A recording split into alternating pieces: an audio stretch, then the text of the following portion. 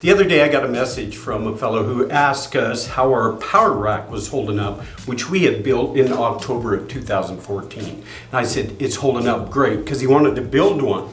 And I thought it's an excellent piece of equipment for a home gym, because Hudson and I built it together down here and put it together, and there it is still after 6 years. This was a lot of fun. We were treading into unknown waters a little bit at the time. We had basically my dad had opened up this is a basement, which it really hadn't been used as much. No. The previous renters actually had flooded it. So there was quite a lot of work to be done down here. It's pretty gross. The only thing that lived down here was like mice and snakes. So instead we filled it with buff dudes. And one of the first things we wanted to do was build a power rack. And our first thought when you're thinking of wooden power rack, you're like, is there gonna be stability there? How's that gonna work? Obviously you're used to the commercial ones, but as my dad was saying, 6 years later, here we are, and we have put a lot of use and abuse on this sucker. So I wasn't sure at all that something like this could be built, especially out of wood.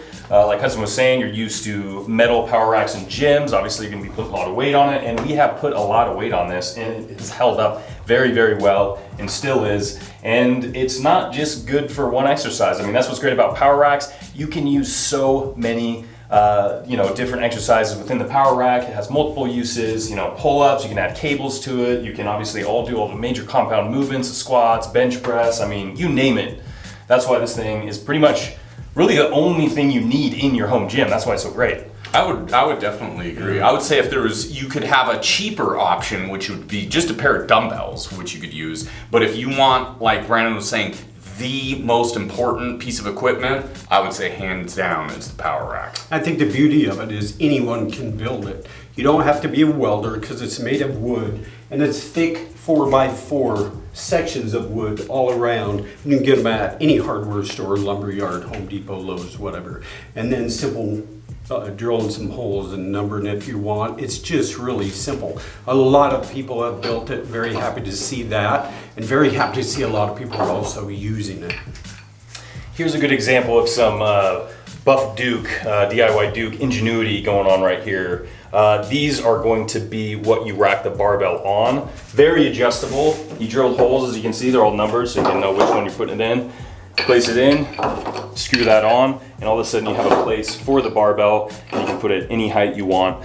So we've done a lot of adjustments. And we started the power rack. It was pretty, I guess you could call it a vanilla power rack, but over the years we added this pull-up bar, which I would say is an essential add-on because we use this thing all the time. As you can see, added the cable right here, and this is all Buff Dad's handiwork, by the way. And it's all these little things over time where you can create the power rack, you get a ton of use out of it, but then as you progress, you can continue to make a few add-ons here. Of course, the bench itself is DIY, and really, as you can see, it doesn't take a lot of room. You could have this in your garage, you could even have it in a spare room, really, if you wanted to. We've never moved this thing. We just built it here, set it, and it's been good to go. And what I really enjoy about it personally is it's a full-size rack. Everything you want done, and especially in these times where really everyone's having to work out at home, this is a great tool to have that we continue to use 6 years later.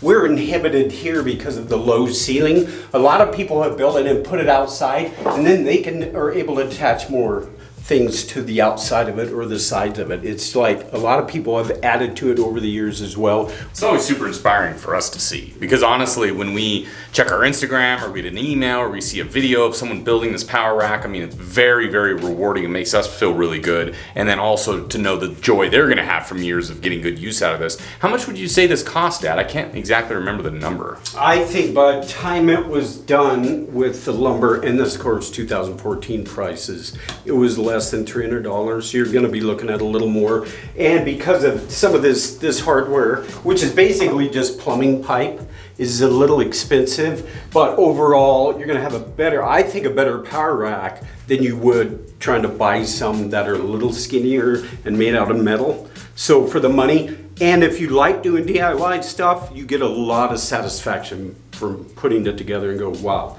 I built my own power rack. That's what I was about to say. The pride in knowing that you built it yourself. Well, because you do get some people that are like, well, why would you do that when you can just buy one? But the pride of knowing that you've built it yourself, there's a lot of reward and joy there.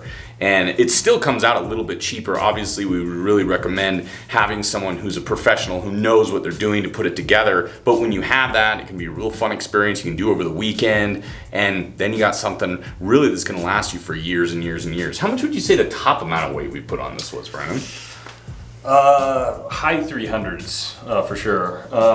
Even maybe up to 400 Yeah. pounds. You know, when we're squatting and benching and things of that nature. You know, obviously, when you're putting that much weight on, you want to be safe. Yeah. Even in a standard power rack. Yeah. But yeah, this thing is held up very, very well with heavy weight. And we're not huge lifters anyways, so I mean the amount of repetitions obviously over 6 years has been in the thousands, but like Brandon was saying, really probably like usually the highest we'll get is probably in the low 300s, with the highest probably being in like the up to maybe 405. And the nice part about it is that you can find the build on the Buff Dudes channel where we put it together. And whenever you do a DIY thing, you're trying to think, okay, what do they need to see? What do I need to show them step by step as they build this?